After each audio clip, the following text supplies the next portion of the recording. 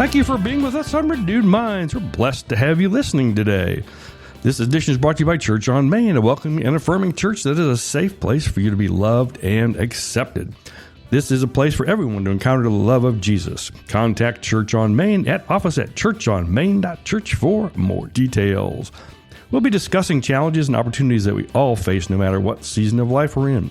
Our host will offer some practical tips we've learned over the years and also share how love and grace can help each of us when we're trying to maintain hope. Today we have in the studio Tommy McDearest, Senior Pastor of the Church on Main in Blacksburg, Virginia, and guest Mandy Steele. We'll get to a conversation about why Mandy is here and what she does and fabulous things with music. But thank you for being here on Renewed Minds. We're very blessed to have you listening today, but we're going to talk about music in church. Is your church music attracting the next generation? So picture this. It's Sunday morning. The sanctuary is filled up.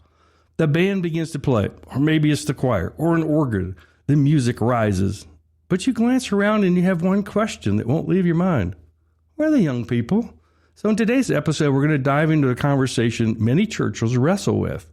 Is your church music connecting with the next generation? So let's explore what Gen Z's craving is in the worship experience, a balance between maybe traditional and innovative music in the churches and how they're adapting without losing the church soul that they have. So whether you're a worship leader, pastor, someone who really cares about the future of church, this one might be for you. Well, let's dive into our guest here who's going to give us all the answers we need to know about church music. Isn't Mandy Steele? She's over here shaking her head. We don't have the videos. You can't see her go, what? This is what we're talking about today? Yeah, that was a big build-up. That was a big build-up. Yeah. Mandy has been a music educator at least for 21 years in a local high school. 24. Yeah, 21 locally, 24 total. 24 total. She's a very accomplished vocalist and musician, and she's also in our church as our one of our worship leaders. But she has, I think, a unique perspective on church music. So I'm going to let her tell us why music is important to her and how she got into music and how she got into worship music. So. Oh, that's a big, deep story. Man, I have liked music since I can remember. I remember growing up, I had a great aunt and uncle that lived right next door to us. And sometimes when you're outside, you could hear on the wind, you could hear her playing piano, and I'd sneak down the road and listen to her play. And she was a Southern gospel. Oh, her tiny little hands flew all over that piano. If she caught you listening, she'd stop playing. So you had to be really sneaky. And she inspired me to want to play piano. So I started taking piano lessons at age 8. And I quickly learned I didn't love practicing, but I love playing. So I built up a lot of sight reading skills by cheating my way through piano lessons. And then in high school, I started singing and playing at the same time. I played in church starting when I was in high school. Majored in music in college. I have a degree in piano and a minor in voice, and taught middle school music for 3 years before coming to Christiansburg High School. And in all that time, I was always involved in church music too. The only break I took from church music was when I had little babies, because the schedule just didn't allow it. And so I grew up playing church hymns and dabbled on the organ. It's not my best skill, but I could do it. And then it turned, I can remember clearly the first time I heard Shout to the Lord. And Darlene Chet kind of changed the world there with the contemporary worship music coming on the scene. And so then the churches started gradually going towards some of those types of things. I've been in several different worship bands in churches as I've moved around Virginia. And so I'm thankful to have landed here. So are we. So we're very thankful you've landed here. So you've seen a pretty big change in worship music, but you're very eclectic. You like both ends of the spectrum here. I do, yeah. My Spotify account would be weird for somebody to look at with the eclectic range of music on there. And so I grew up with church hymns, and I grew up with the old Cokesbury hymnal. I actually have a good collection of hymnals at home. And I've learned a lot and done a lot with contemporary worship and all the stuff in between, the choruses that came in and kind of bridged it, as the deer, and so many are now included in hymnals. So many of those early worship choruses are now in the hymnal. Right. And I remember when they were cutting edge. I'm old, is what it feels like. I'm saying. Yeah, well, you ought to be in my shoes. You said you minored in voice? I did, Well, yeah. we have something in common because I have a minor voice. Oh, well put. I'll remember that. I desperately wanted to be a good singer and just was not. I was a bit of a musician. You and I have one other thing in common, is I started taking piano lessons when I was 8 years old as well, but the difference was I thoroughly hated it and did it for 3 years and quit because my piano teacher insisted that I quit, and my mother cried like it was the end of her life when I gave that up. But I was in band. And right. I realized after I became an adult, I was really good at that. I was good at French horn and trumpet. And I realized that as time went on that I was good at it because it was social. There were lots of other people doing it, and I'm a social animal. When I started in the ministry, there were no contemporary praise choruses. It was I'll take that back. We were just starting in the contemporary realm. And but it had not worked its way into church life yet. We were strictly hymns, and fortunately had a really good minister of music who was able to start bridging that gap at that time. But and I hired him while we were there. He's still there 40-something years later at that church. But he was amazingly good, and we started making that transition during that time. But I'll say this, that transition hasn't been fully bridged yet, because this past Sunday, we had a visitor come to our church, and they walked into the 11 o'clock service. He walked back over. This was a guy close to our age, and he said, "Do y'all do hymns?" And I said, "Well, there's one in this, praise group here." And he said, "Well, I really don't care. I like both." But he said, some churches do just insist on one or insist on the other. And he said, is that all you do? And I said, "Are you just looking for one or the other?" He said, "No, I'm just trying to figure out where I fit." And that's an interesting twist of where do you fit? What fits what fits your sense of what brings the Holy Spirit and makes you aware of its presence in that. Yeah. It doesn't have to be a one or the other.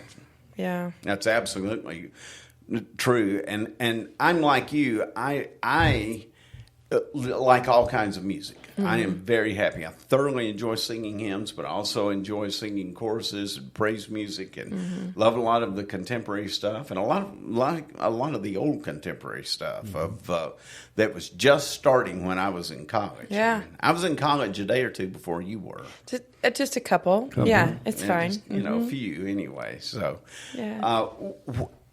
What brought you to a place to where you started to see music as such a big part of your life? So I feel like music has always been like a voice. When I can't find the words, I can sing. When I can't find the way to speak it, I can play a piano. So I feel like that's always been a part. Wow, why am I getting emotional? You always do this to me. I feel like that's always been a part of my communication. Yeah. And I love taking other people's stories and interpreting them. So when I was teaching musicals in high school, and I was able to direct students, and they're learning to play roles, and we always chose musicals with something that would make people better. Like, how can I leave my students as better people? How can I leave our audience as better people? How can I help these kids learn to play this role and play this part, good or bad? Because you always have an antagonist in a story to communicate the point. And so for me, music has always been communication. I can sit and listen to a sermon and my thoughts start wandering and my brain is racing.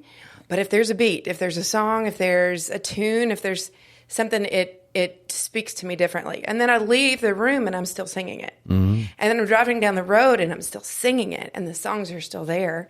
And when I have a tough day, all of a sudden a song will be in my mind, or I'll wake up and there's a song in my mind. Music has always been a part of who I am.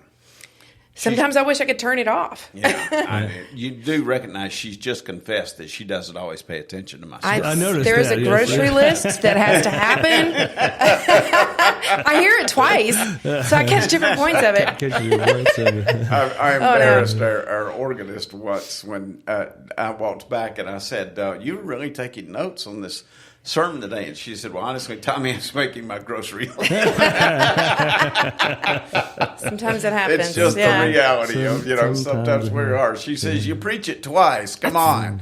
And I said, "All right." At that time, I guess I was preaching it 3 times. Yeah, really. Yeah, see? Before we moved out of the sanctuary. So, yeah, music has a huge impact on us. Wherever you are, if it's in the car, you're at home, you're at church. You've waded through the church music, at least from my point, very gracefully. But what makes you decide what contemporary music needs to be sung? And the other part of this is, do you react to the congregation going, that music really struck a note? Or how do you work through that music selection that you're dealing with there? Lyrics. I'm very lyric driven. I love it when the congregation sings. When you can hear them singing, then yes, okay, it's something that is meaningful to them too. There are so many worship songs out right now, so many. The catalog is huge, and it grows every day. And you have a wide range from very charismatic, 15-minute long songs, and they will extend it looking for emotional reactions. And I don't necessarily fall into that for everyday church. I don't think that is necessary, although some of the bigger churches do that. And I've been to worship conferences, and that's a different situation. If you're in a worship conference and that's the whole purpose of it, then a 15-minute long song and your emotions pouring out of your eyes and your hands in the air feel very, very appropriate. I think when I'm choosing music for every Sunday, I'm trying to consider what the sermon's going to be about, what the scripture is about. How can I? And sometimes you know that. Sometimes I know that. Sometimes I'm told ahead of time and it works. Sometimes the Spirit just guesses right. And that works out well. How can we steer our hearts and our minds into the frame of mind that He's going to be speaking on? So I'm very lyric driven. Often we'll take a chart and it's printed out the way it was recorded by the big worship band, and with 15 repeats and cycle this backwards and repeat this bridge, and we'll trim it down to really focus as much as we can on the lyrics. They still feel repetitive to some people. If you're used to singing hymns and you love hymns and every verse is different, sometimes worship music can feel a little repetitive. But that's there so that those words stay in your heart and will come back to you almost chant-like, so that you have that to draw on later in times of need or joy. Some of them are very joyful. I heard someone the other day humming, just humming a praise song. And if you weren't a church person, you wouldn't have recognized it as that. But it was very obvious that they had something in their head standing in a line that was ministering to them right at that moment. And was it me? Because I do that. No, it was not you. I catch myself sometimes. The individual who was humming did not have anywhere close to your voice. I will say that. But they were still worshiping while standing in a line at Kroger. So it's amazing. Beautiful. One of the things that I've noticed, and I've just noticed this recently, is I was going back, one of the very first contemporary Christian music groups to come out of that genre was Second Chapter of Acts. Mm-hmm, yep. And they did Easter Song and, all of those. But what I noticed about the early music was it did not have that repetitive nature. Mm-hmm. They sang the song, and that was, and people would sing along with it if they knew it. But it didn't have any of that repetitive nature. That's come along since then. And there's something to be said for that, because those simple phrases do hang in people's minds and go forward with that. They do. Sometimes when you have a moment of crisis, if you can't think of anything else, you can have that one phrase, I love you, Lord, I love you, Lord, I love you, Lord, that can be a place of comfort and rest, or a place of celebration if that's what you need. Mm-hmm. And hymns, a lot of old hymns had that same, though. The chorus of those would be the words that people would remember, not necessarily the verse. I love to tell the story of Jesus and His glory. Yeah. Those kinds of options. Right. Do you feel like that? I know through our church, I sense that we're really focused on trying to glorify God through the music that we're presenting. But do you get a feel that some churches take music to the point where it's like a consumer-driven event? They want to go to a concert and have that concert type experience versus a real true worship experience? Yes, and I've been with some of those, and the rationale is if someone is seeking a church and they have not grown up in a church and they walk into this building and they hear music, they want it to feel like it's what they turn on the radio and listen to, so that they have a comfort of, oh, well, at least I like this music. And so it does feel a little more performance-oriented and lots of cool effects. And I don't think that's a wrong thing if that's what your church is looking for. It's to let people have comfort. If they like listening to Zach Bryan in their car, then when they walk into church, there's a song that reminds them of a Zach Bryan song, or being at a Zach Bryan performance, or whatever. And so that can be a comfort for a lot of people, and will draw them into hearing music with Christian worshipful lyrics that they might not have listened to otherwise. So I think that's the intention behind it. But sometimes, because we're humans, we can blow those things out of proportion. And so we start to idolize certain worship leaders that we see on a video, and we look up to the lasers and the lights and the smoke, and it's really cool. And so we put that on a pedestal where the one on the pedestal should always be Jesus. Right. Yeah. And so that's the intention. Not yet been able to bring myself to have the smoke and I'm too old school for that. Yeah. Can't quite bring myself to walk out to preach from a fog.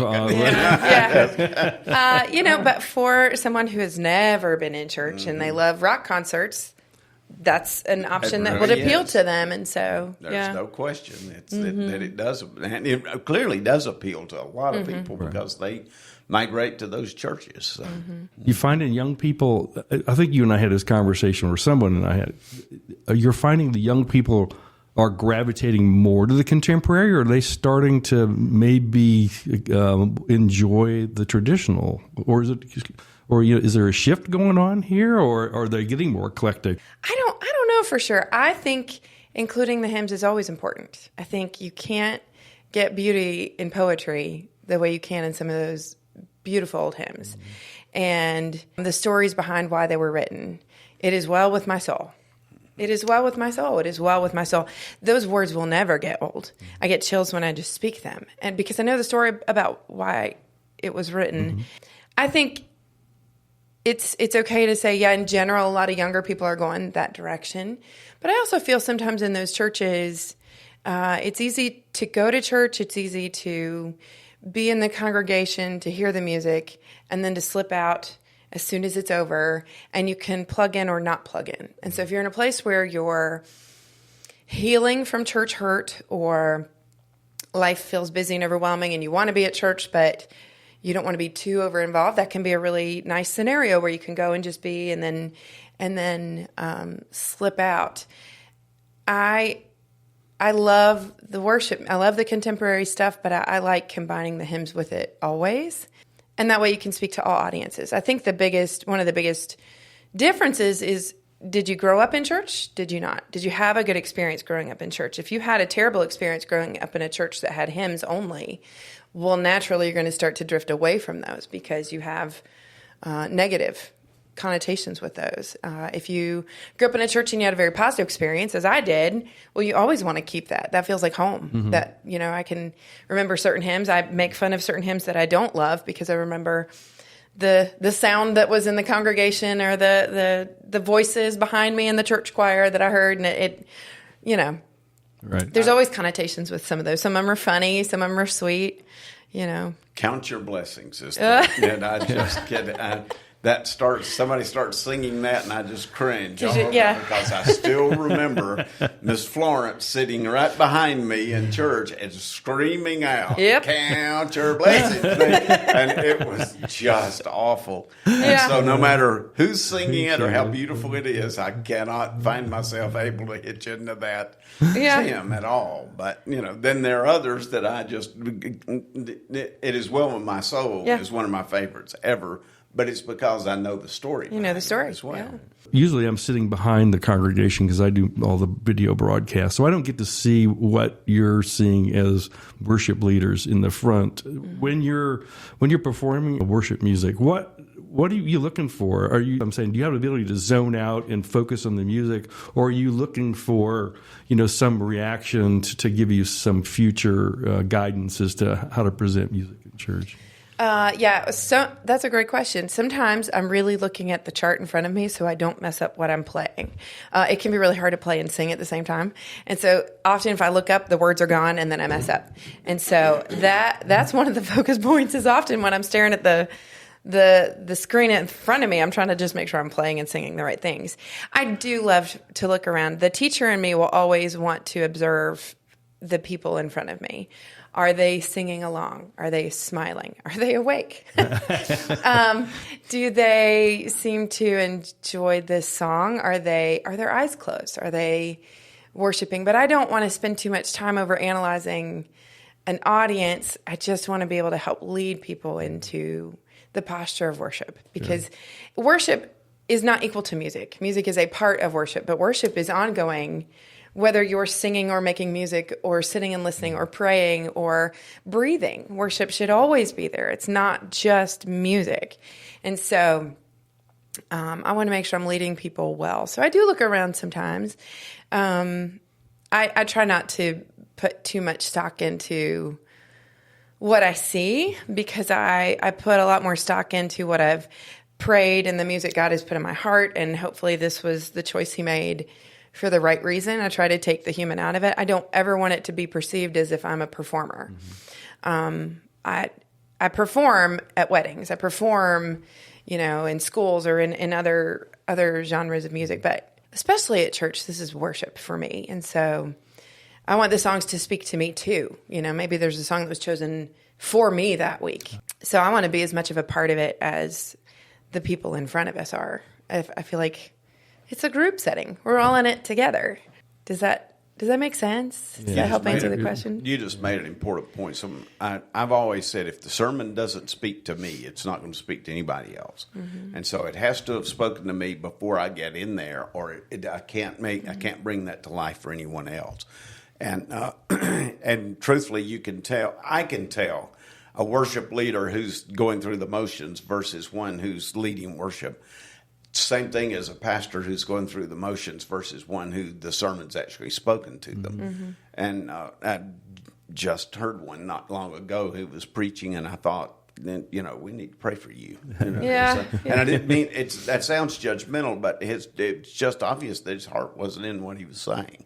And I don't know why. I don't know if it was a one-day thing or if it was a tough day or what. But, yeah. Yeah, you want to know what the disconnect is, because we're all humans too, so there's always life going on. And so is something pulling you away from that? Anybody can read a script. Anybody can sing a song off a page. But leading people into worship where the hearts are calm and the heads are bowed and you're open for Jesus to come in is a whole different level, a whole different type of music. A whole different genre. I just heard one of the mega church pastors, but one that I really respect, Adam Hamilton, made a comment very recently. He said that in their contemporary services, they had started blending newer praise songs with stuff that was very old, because he said, we've suddenly realized that our church is a huge mix of all of those generations.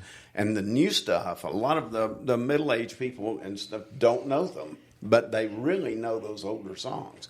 And he said, so they've started blending all of that together a lot more. So, yeah, that's what I usually try to do. I try to always include at least one hymn, and sometimes we'll have different songs that include a few hymns throughout. And some of the worship songs that we do are not the ones that are currently being played they're older, but they're still good. They still have such a strong lyric that people need to.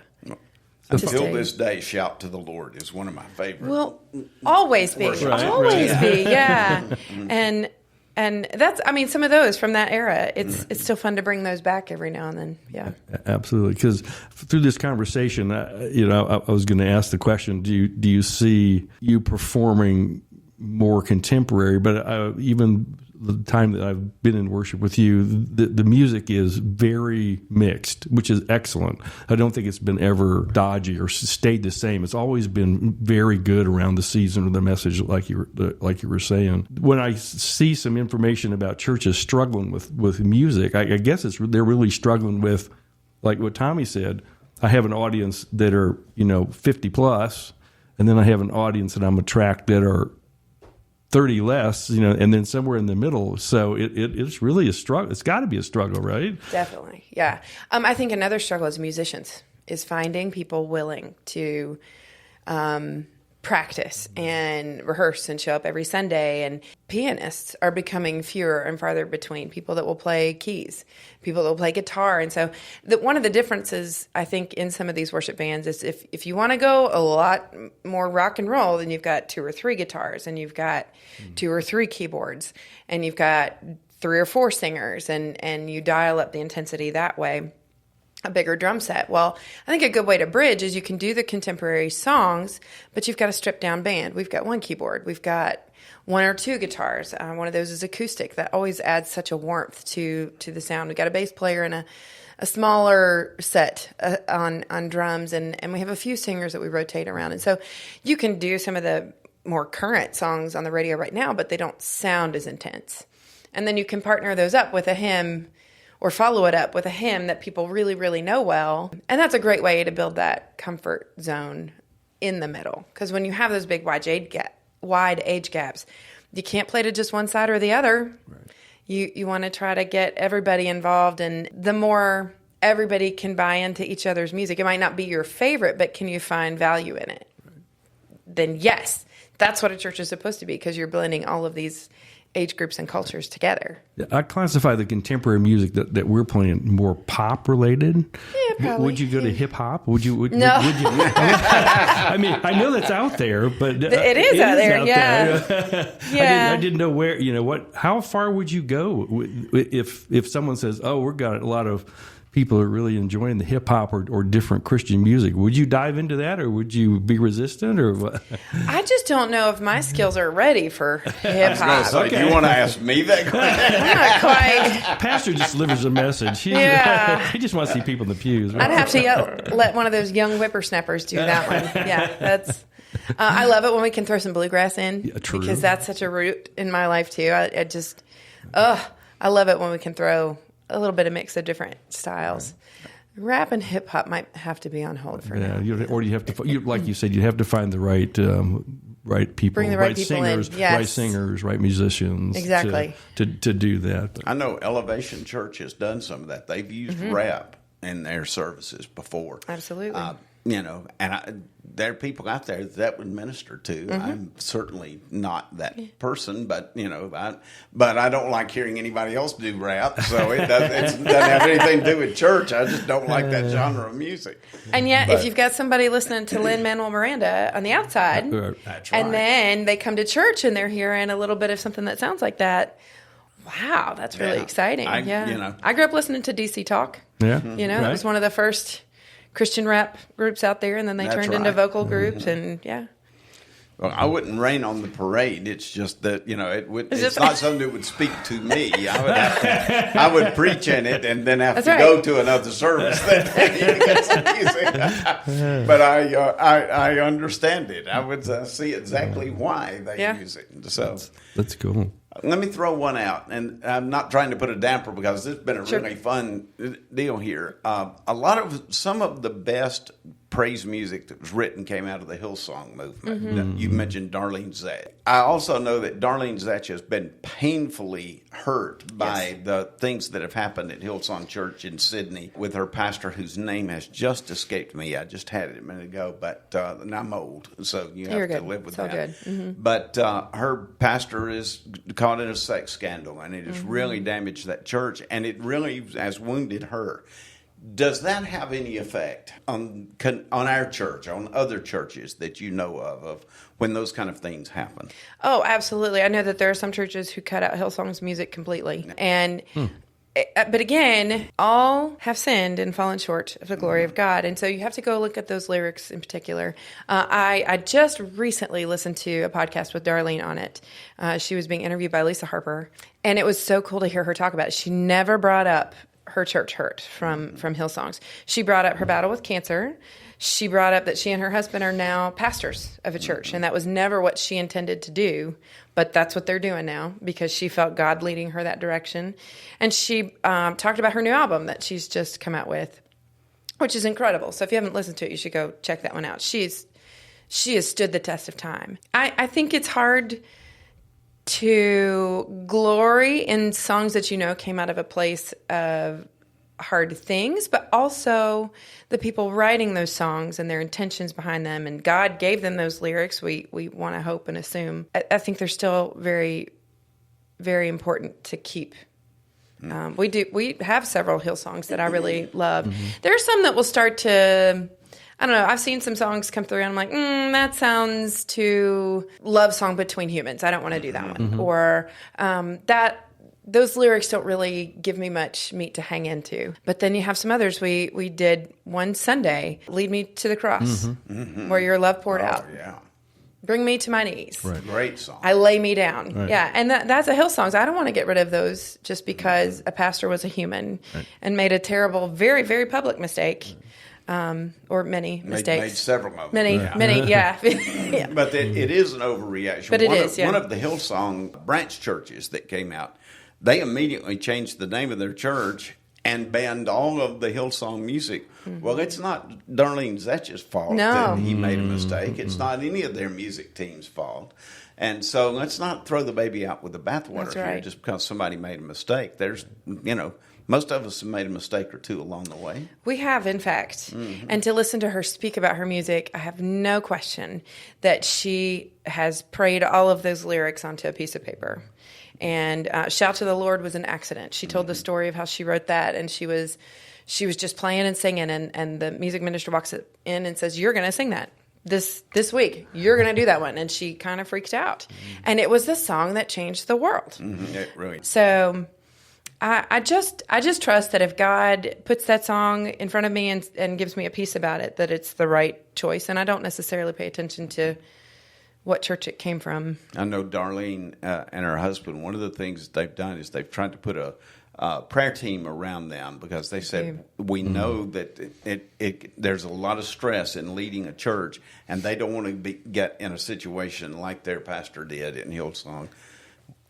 And I'm going to think of this man's name. It's okay. I don't know it. It's driving me crazy. That's going to just drive me nuts if I don't think of that again. Yeah. But anyway. Just like me, I know the musician, but I don't know who the preacher is. Gee, thanks. We appreciate it. You, Present company excluded. Do you enjoy unemployment? Present company excluded. We take shots at Tommy all the time sitting here, so we're still here. So. Everybody does. It's the story of my life. And I enjoy it. Let me ask one more question. Have you ever felt called to preach? Oh, man. No. I'm scared to death of speaking like that. I remember one time when I was a kid, because I could play piano, somebody came to me, and I think they were trying to be prophetic, and they said, "You're destined to be a pastor's wife because you play piano." I don't know about that. That didn't work out. I don't know that I've felt that calling. I don't know that I haven't. It's just not ever been a thought. I definitely resonate with the comment that said, "Preach always, and if necessary, use words." I feel like I've always had that in my mind and in my heart, and that's how I've wanted to live my life, is that if you look at me and look at what I do, I hope you see Jesus. I hope you see him. You said you were always terrified of public speaking. So was I. Yeah. That's one of my stories of my faith. Is my pastor asked me to preach on a Sunday night, and I thought he was going to be gone. And I walked in, he's sitting on the front pew.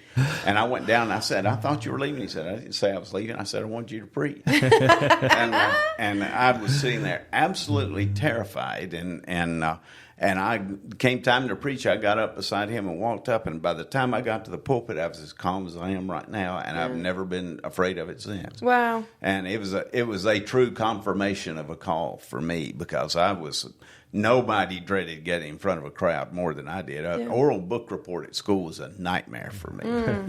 It was just horrifying. See, I've never been scared to perform. I love drama. I loved being in theater productions, and memorizing lines now scares me to death. I don't know that I could ever do that. I don't know. I've never... Speaking to a room full of teenagers never freaked me out, ever. I spoke to a room of 1,000 of them one time. That didn't freak me out at all. But the idea of writing a whole sermon that has to have a point that should really touch people and minister to people, I feel like I can do it better with music.